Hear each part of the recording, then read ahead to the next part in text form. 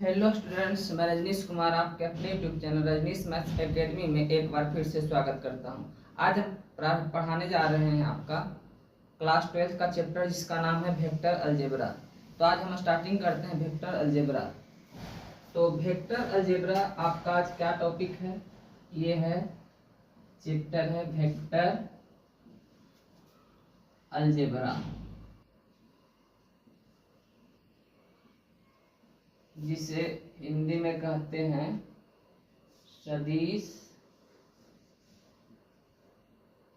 बीजगणित। सदिश बीजगणित।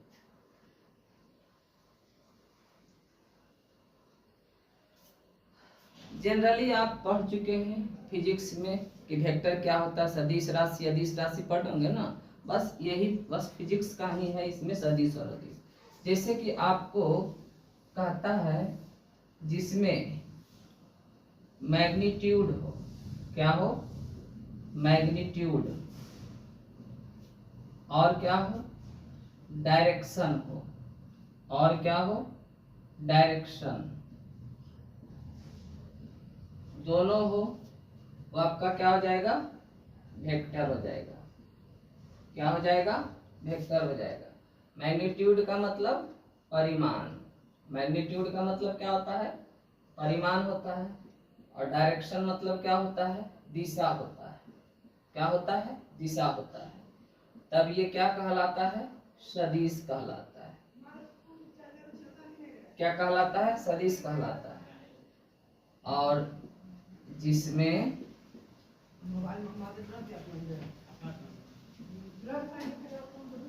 ओनली मैग्नीट्यूड होता है। क्या होता है? केवल परिमाण। केवल परिमाण। केवल परिमाण। तब क्या कहलाता है वो? यह कहलाता है अदिश। क्या कहलाता है? अदिश। इसे इंग्लिश में क्या कहते हैं? स्केलर। क्या कहते हैं? स्केलर। तो आज हम पढ़ने वाले हैं मैग्नीट्यूड प्लस डायरेक्शन। ये क्या है? वेक्टर कहलाता है। तो इसमें क्या होता है? परिमाण के साथ साथ दिशा भी होता है। सदिश का मतलब क्या होता है? स मतलब साथ, यानी दिशा इसमें साथ होता है, सदिश कहलाता है। और अदिश में क्या होता है? आपका अ मतलब अज्ञात, दिशा इसमें क्या होता है? अज्ञात होता है।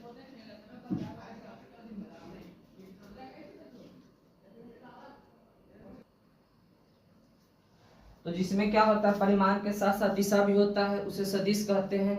और इसमें क्या होता है? सिर्फ सिर्फ क्या होता है? परिमाण होता है, उसको अदिश कहते हैं। जैसे कि मान लिया जाए हम लिखें ये वेक्टर ए बी। ये क्या है? Vector A B. ये जो एरो है ये बता रहा है डायरेक्शन को। क्या बता रहा है? डायरेक्शन को। ये क्या बता रहा है? ए बी का डायरेक्शन है। मतलब इसमें इसका मतलब हुआ वेक्टर ए बी का मतलब कि इनिशियल पॉइंट ए है, प्रारंभिक बिंदु ए है और अंतिम बिंदु यानी टर्मिनल पॉइंट क्या आपका बी है। ये बता रहा है कि प्रारंभिक बिंदु ए है और अंतिम बिंदु क्या है? बी है। तो ये जो बता रहा है ये डायरेक्शन बता रहा है। क्या बता रहा है? डायरेक्शन बता रहा है। क्या बता रहा है? डायरेक्शन बता रहा है। ठीक।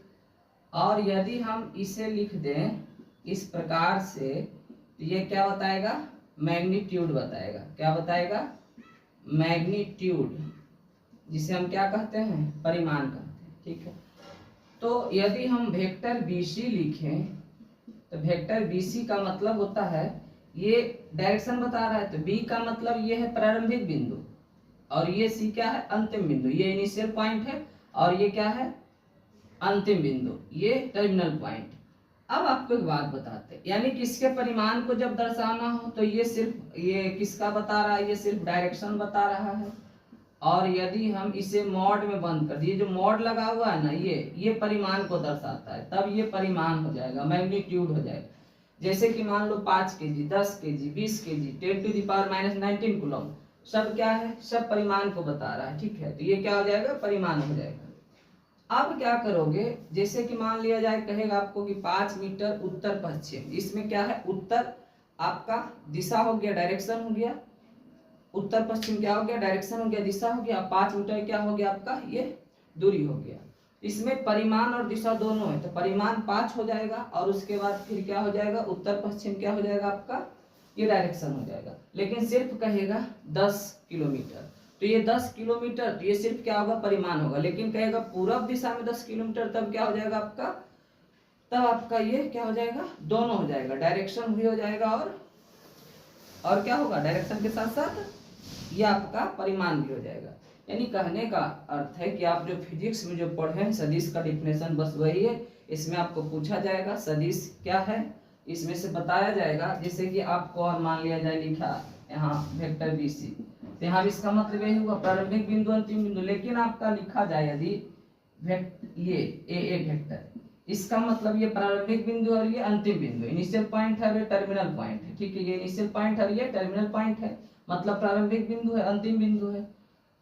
तो यहाँ से आपका ये जो वेक्टर होगा ये जीरो वेक्टर होगा, जिसे हम शून्य सदिश कहते हैं। जिसे हम क्या कहते हैं, शून्य सदिश कहते हैं, जीरो वेक्टर कहते हैं। तो इसमें आपको क्वेश्चन दे देगा कि अदिश पहचानना है, कौन अदिश है कौन सदिश है, ऐसा आपका एग्जाम में आएगा ऑब्जेक्टिव में। अब हम पढ़ते हैं जो मेरा मेन टॉपिक है पढ़ना, types of matrix, types of ये vector, sorry types of vector. तो पहला टाइप है जीरो वेक्टर। क्या है, जीरो वेक्टर, जीरो वेक्टर, जिसे हम शून्य सदिश कहते हैं। क्या कहते हैं, शून्य सदिश कहते हैं। क्या कहते हैं, शून्य सदिश कहते हैं। तो इसमें क्या होता है कि जिसका प्रारंभिक बिंदु और अंतिम बिंदु दोनों एक ही होता है। जैसे कि मान लिया जाए कि वेक्टर ए लिख दिए, ठीक है, तो इसका प्रारंभिक बिंदु भी वही है, अंतिम बिंदु भी यही है। मान लिया लिखते हैं वेक्टर बी, तो अंतिम बिंदु भी वही है, प्रारंभिक बिंदु भी वही है। और क्या कह सकते हैं साथ में कि जिसका परिमाण क्या हो, जीरो हो, जिसका परिमाण क्या हो, जीरो हो, जिसका परिमाण क्या हो, जीरो हो, जिसका परिमाण जीरो हो जाएगा वो क्या हो जाएगा, शून्य वेक्टर हो जाएगा, शून्य अदिश हो जाएगा, जीरो वेक्टर। और दूसरा आपका है यूनिट वेक्टर। क्या है, यूनिट वेक्टर, यूनिट वेक्टर, जिसे हम कहते हैं इकाई सदिश, जिसे हम क्या कहते हैं, इकाई सदिश कहते हैं। तो इकाई सदिश में क्या होता है, जिसका परिमाण क्या होता है, एक होता है, जिसका मैग्नीट्यूड क्या होता है, एक होता है, 1 होता है, जिसका परिमाण क्या होता है, 1 होता है, वह क्या कहलाता है, यूनिट वेक्टर कहलाता है, इकाई सदिश कहलाता है, ठीक है। इसका परिमाण क्या हो जाएगा, मैग्नीट्यूड 1 आ जाएगा। तीसरा नंबर कहता है आपका को इनिशियल वेक्टर, को इनिशियल वेक्टर, को इनिशियल वेक्टर, जिसे हम कहते हैं हिंदी में सह आदिम सदिश। क्या कहते हैं, सह आदिम सदिश। क्या कहते हैं, सह आदिम सदिश। तो कोई इनिशियल वेक्टर वैसा वेक्टर होता है जिसका, जैसे कि मान लिया जाए ये ले लें, ठीक है, जैसे ये ओ है, ठीक है, ये वेक्टर ओ ए है और ये वेक्टर ओ बी है। जिसका क्या कहते हैं, कोई इनिशियल वेक्टर वैसा वेक्टर होगा जिसका प्रारंभिक बिंदु तो एक ही होगा लेकिन अंतिम बिंदु अलग अलग होगा। क्या होगा, प्रारंभिक बिंदु तो एक ही होगा। जैसे कि देखिए ओ ए वेक्टर ओ ए और vector O B, vector O A और वेक्टर ओ बी, तो दोनों का प्रारंभिक बिंदु क्या है, ओ है, दोनों का प्रारंभिक बिंदु क्या है, ओ है, और दोनों का अंतिम बिंदु क्या अलग अलग है। इसका अंतिम बिंदु ए है तो इसका अंतिम बिंदु बी है। तो यानी कोई इनिशियल वेक्टर वैसा वेक्टर होगा जिसका प्रारंभिक बिंदु तो एक हो लेकिन अंतिम बिंदु अलग अलग हो, जिसका प्रारंभिक बिंदु तो एक हो लेकिन अंतिम बिंदु क्या हो, अलग अलग हो, तब कहलाता है कोई इनिशियल वेक्टर सह आदिम सदिश, ठीक है। फिर आपका चौथा नंबर जो आपका है वह है कोलिनियर, कोलिनियर,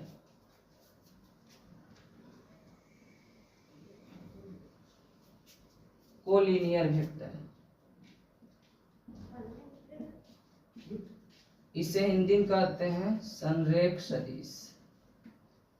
क्या कहते हैं, संरेख सदिश, संरेख सदिश, कोलिनियर वेक्टर। तो कोलिनियर वेक्टर संरेख सदिश, इसमें क्या होता है कि दो वेक्टर यानी वेक्टर ए तथा वेक्टर बी, वेक्टर ए तथा वेक्टर बी कोलिनियर वेक्टर कहलाएगा यानी संरेख सदिश कहलाएगा यदि क्या होगा, यदि वेक्टर ए क्या हो, पैरेलल हो किसके, वेक्टर बी के। यानी इसमें क्या होना चाहिए, सिर्फ वेक्टर ए वेक्टर बी के पैरेलल होना चाहिए। मान लिया जाए कि ये है, ये वेक्टर ए है और एक मान लीजिए इसको ये वेक्टर बी है, दोनों एक दूसरे के क्या है, पैरेलल है। पैरेलल को कैसे डिनोट करते हैं, इस टाइप से, तो वेक्टर ए डॉट ये vector A parallel vector B, यानी कि वैसे दो वेक्टर वेक्टर ए तथा वेक्टर बी क्या कहलाएंगे, संरेख सदिश कहलाएंगे यदि क्या हो, दोनों एक दूसरे के पैरेलल हो। इसमें क्या होना चाहिए, ओनली फॉर पैरेलल होना चाहिए, सिर्फ पैरेलल होना चाहिए, तब क्या हो जाएगा, संरेख सदिश। और उसके बाद फिर आता equal vector, equal vector, equal vector, equal vector जिसे हम कहते हैं समान सदिश। क्या कहते हैं, समान सदिश कहते हैं। क्या कहते हैं, समान सदिश, इक्वल वेक्टर। तो समान सदिश जो होता है इसमें क्या होता है, दो वेक्टर वेक्टर ए तथा वेक्टर बी ये आपका समान सदिश कहलाएगा, इक्वल वेक्टर कहलाएगा यदि वेक्टर ए पैरेलल हो वेक्टर बी के, और क्या हो, वेक्टर ए का परिमाण वेक्टर बी के परिमाण के बराबर हो, और क्या हो, साथ में दिशा भी बराबर हो। क्या हो, दिशा भी, दोनों का डायरेक्शन भी बराबर। मतलब इसमें क्या होना चाहिए, डायरेक्शन भी सेम होना चाहिए दोनों वेक्टर का, और क्या होना चाहिए, इसमें दोनों का मैग्नीट्यूड भी सेम होना चाहिए, और क्या होना चाहिए, इसमें दोनों एक दूसरे के पैरेलल भी होना चाहिए। मतलब टोटल होना चाहिए, इसमें पैरेलल भी होना चाहिए, और क्या होना चाहिए, डायरेक्शन भी सेम होना चाहिए, और क्या होना चाहिए, दोनों का मैग्नीट्यूड भी, मतलब परिमाण भी बराबर और आपका दिशा भी बराबर और एक दूसरे के समानांतर भी होना चाहिए। ये कहलाएगा इक्वल वेक्टर, समान सदिश। अब उसके बाद एक आता है, एक आपका आता है negative of A vector, negative of A vector, negative of A vector जिसे ऋणात्मक सदिश कहते हैं। जैसे कि आप यदि चाहो तो लिखोगे वेक्टर ए बी, ठीक है, वेक्टर ए बी को आप लिख सकते हो वेक्टर, यदि आप वेक्टर ए बी को वेक्टर बी ए लिख लिए हो, इसका मतलब है कि इसका प्रारंभिक बिंदु ए है और अंतिम बिंदु बी है, इनिशियल पॉइंट ए है और टर्मिनल पॉइंट क्या है, बी है। इसमें क्या हो गया, वेक्टर बी है, मतलब इनिशियल पॉइंट क्या है, ए बी है, यानी प्रारंभिक बिंदु बी है, अंतिम बिंदु क्या है, ए है। तो ये दोनों में जब कंपैरिजन करेंगे तो पता चलेगा ये प्रारंभिक बिंदु इसका अंतिम बिंदु है और इसका अंतिम बिंदु इसका प्रारंभिक बिंदु है, मतलब इसके आगे क्या लग जाएगा, माइनस लग जाएगा। यानी आप चाहें तो वेक्टर सी डी को क्या लिख सकते हैं, नेगेटिव वेक्टर के रूप में आप लिख सकते हैं माइनस वेक्टर डी सी लिख सकते हैं। यदि आपका मान लिया जाए वेक्टर ए सी लिखा हुआ है, आप चाहे इसको कैसे लिख सकते हैं, माइनस वेक्टर सी, यानी कह सकते हैं कि वेक्टर ए बी का जो डायरेक्शन होगा वेक्टर बी ए के डायरेक्शन का अपोजिट होगा, वेक्टर ए बी का डायरेक्शन क्या होगा, वेक्टर बी ए के अपोजिट होगा, तब ये कहलाएगा निगेटिव ऑफ ए वेक्टर कहलाएगा।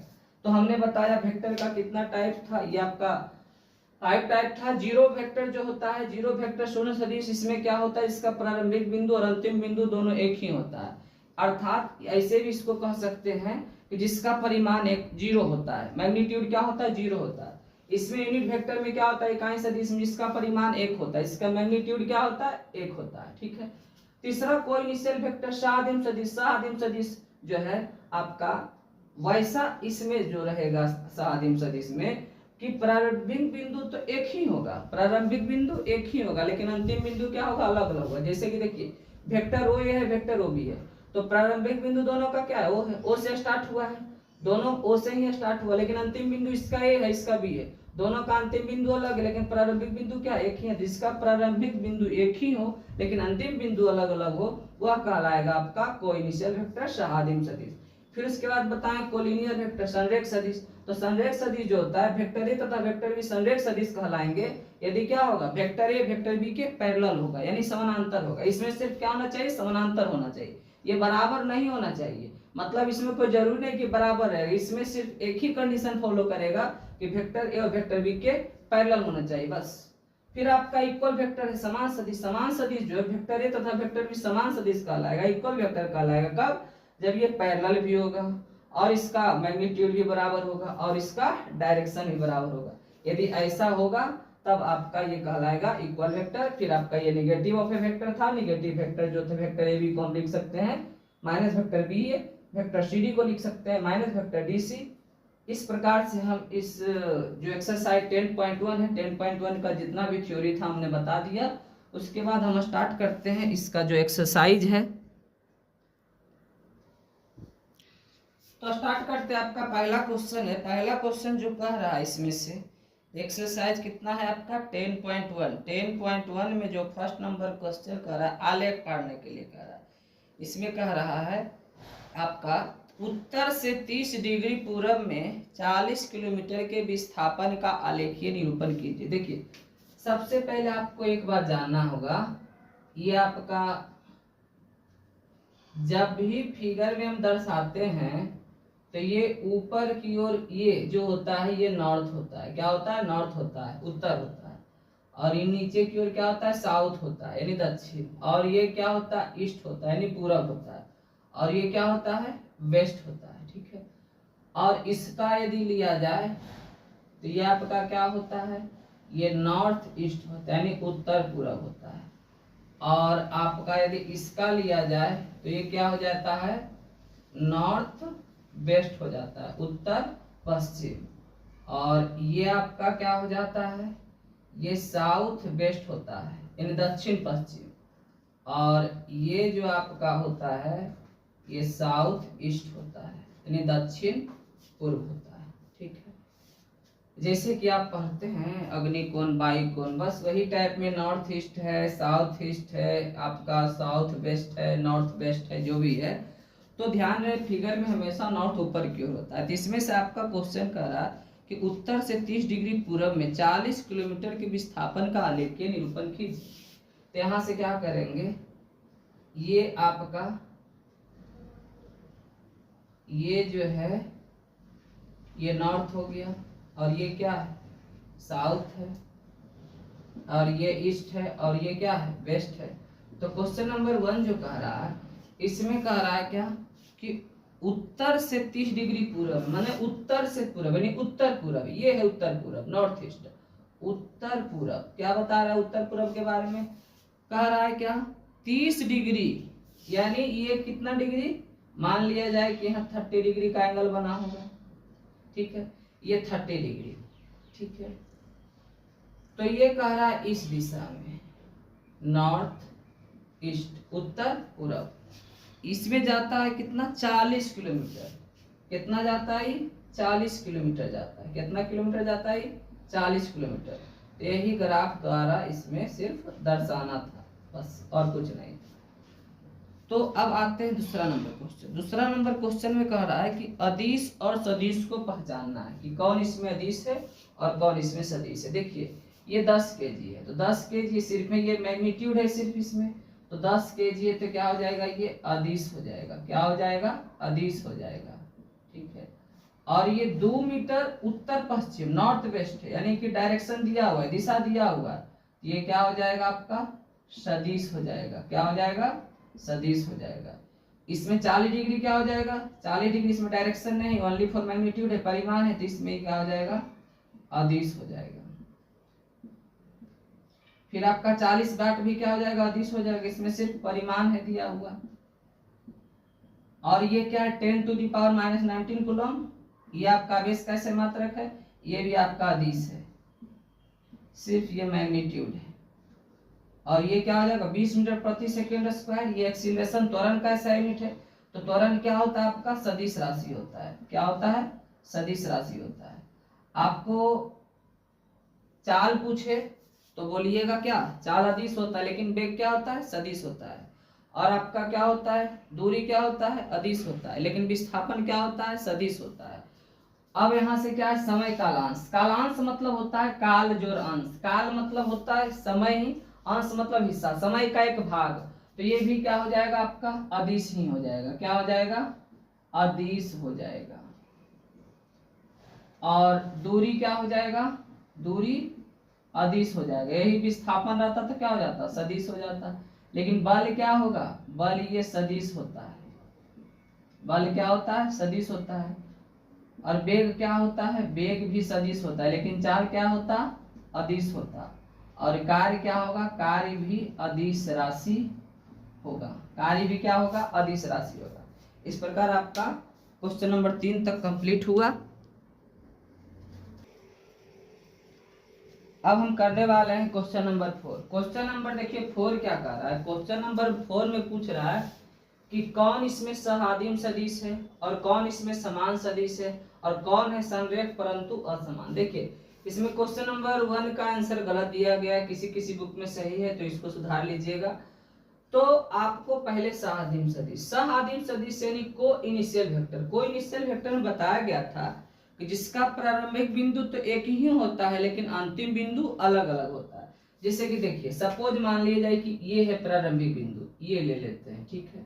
तो इसका प्रारंभिक बिंदु इस वेक्टर के लिए भी यही है, इस वेक्टर के लिए भी यही है, लेकिन ये जो वेक्टर है ये नीचे की ओर जाएगा, तो नीचे की ओर जाएगा तो जाना चाहिए नीचे की ओर, तो एरो कैसे होना चाहिए, एरो इसका कैसे होना चाहिए, नीचे की ओर, ठीक है, जा रहा है।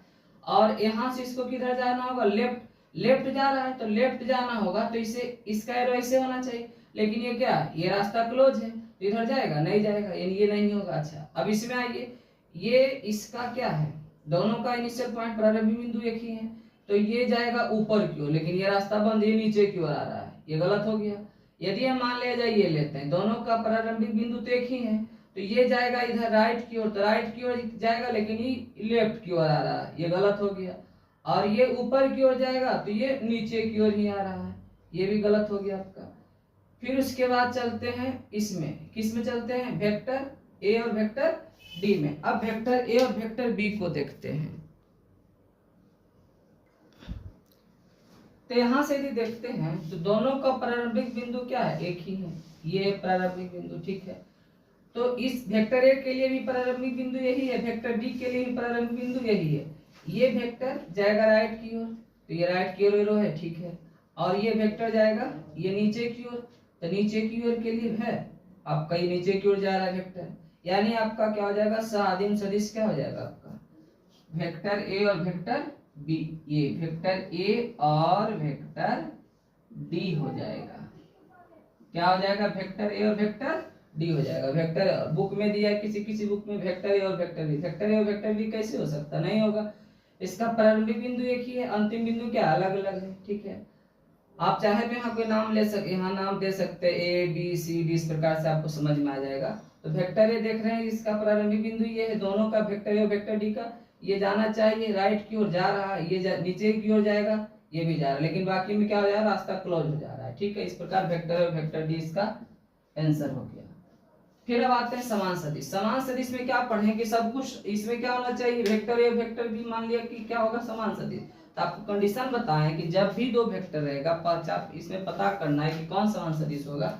इसमें पैरेलल भी होना चाहिए, और क्या होना चाहिए, डायरेक्शन भी सेम होना चाहिए, और क्या होना चाहिए, इसका मैग्नीट्यूड भी सेम होना। जैसे कि मान लिया जाए कि हम वेक्टर ए और वेक्टर सी लेते हैं, तो इसका डायरेक्शन, इसका दिशा इधर है और इसका दिशा इधर है, दिशा समान नहीं, लेकिन यदि वेक्टर बी और वेक्टर डी को देखा जाए तो इसका ये नीचे की ओर है और ये वेक्टर डी का भी नीचे की ओर है, मतलब ये दोनों क्या है, दिशा इसका दोनों का डायरेक्शन सेम है और दोनों पैरेलल भी है, दोनों पैरेलल भी है, दोनों का डायरेक्शन भी सेम है। इस प्रकार से ये क्या हो जाएगा, वेक्टर बी और वेक्टर बी क्या कहलाएगा, वेक्टर बी और वेक्टर डी क्या कहलाएगा, ये समान सदिश कहला जाएगा, वेक्टर बी और वेक्टर डी। अब आते हैं संरेख परंतु असमान। संरेख परंतु असमान में क्या होगा, संरेख जैसे कि वेक्टर ए और वेक्टर सी, ये दोनों क्या है, संरेख है, पैरेलल तो है, डायरेक्शन सेम नहीं, आपको इसमें संरेख सदिश में बताया गया था सिर्फ पैरेलल होना चाहिए, तो यहाँ पैरेलल है। असमान, देखिए इसका डायरेक्शन इधर है तो इसका डायरेक्शन इधर है, यानी वेक्टर ए और वेक्टर सी क्या हो जाएगा आपका, संरेख तो होगा वेक्टर ए और वेक्टर सी, संरेख तो होगा लेकिन असमान होगा, क्योंकि डायरेक्शन इसका इधर है और इसका डायरेक्शन इधर है। अब आते हैं क्वेश्चन नंबर 5 में 4 क्वेश्चन दिया गया, इसमें से आपको पूछ रहा है कि कौन ट्रू है कौन फॉल्स है। देखिए पहला क्वेश्चन कर रहा है वेक्टर और माइनस वेक्टर है संरेख। देखिए संरेख का मतलब ये भी होता है, आपको संरेख का मतलब बताएं क्या, इसमें से सिर्फ पैरेलल होना चाहिए, ठीक है। तो आप संरेख का दूसरा अर्थ ये भी होता है कि संरेख का मतलब होता है कि एक ही रेखा पे स्थित होना। क्या होना? संरेख का मतलब क्या होता है? एक ही रेखा पे स्थित होना। जैसे वेक्टर माइनस वेक्टर ए है, ये कह रहा है संरेख है। जैसे मान लिया जाए कि ये रहा आपका वेक्टर ए, ये है वेक्टर ए, ठीक है, इसका दिशा इधर की ओर है, लेकिन कह रहा है माइनस वेक्टर ए, तो माइनस वेक्टर ए जो होगा इसी पे होगा, लेकिन ये इसका दिशा अपोजिट होगा।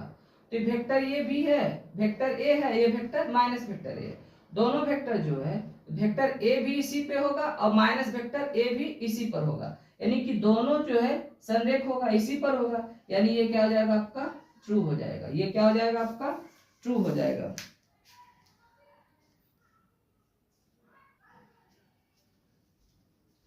तो समझ में आया संरेख कैसे हो? संरेख का मतलब होता है कि एक ही रेखा पे स्थित होना।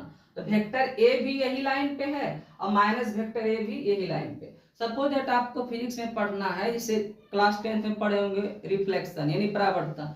उसमें जब नॉर्मल से जब आता है किरण तो क्या होता है? जिधर आता है उधर ही परावर्तित हो जाता है, 90 डिग्री पे आता है 90 डिग्री पे ही परिवर्तित हो जाता है।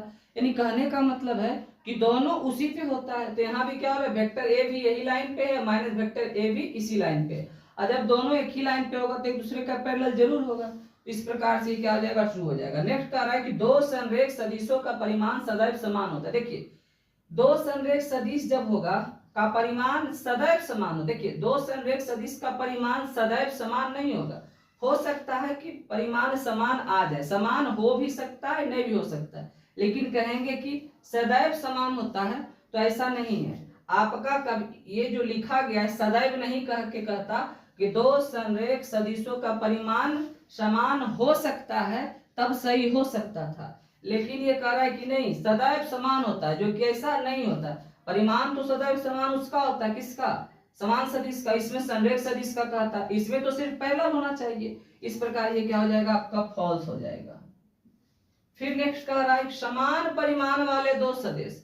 अब जब परिमाण दोनों का समान होगा, कह रहा है समान परिमाण वाले दो सदिश, यदि दो सदिश जिसका परिमाण क्या हो? समान हो, तो क्या संरेख होगा? नहीं। हाँ, संरेख हो सकता है, संरेख हो सकता है, लेकिन कह रहा है समान परिमाण वाले दो सदिश जो है संरेख होते हैं नहीं, संरेख हो सकते हैं।